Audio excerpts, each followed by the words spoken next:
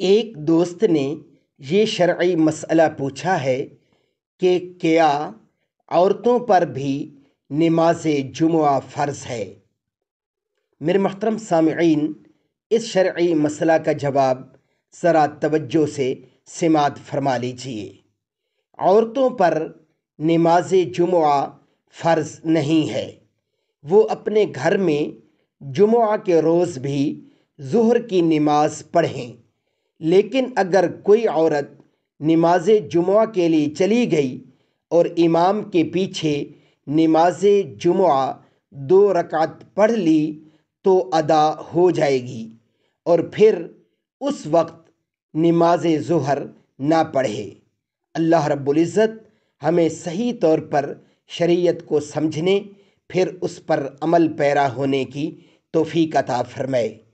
وآخر دعوانا ان الحمد للہ رب العالمین۔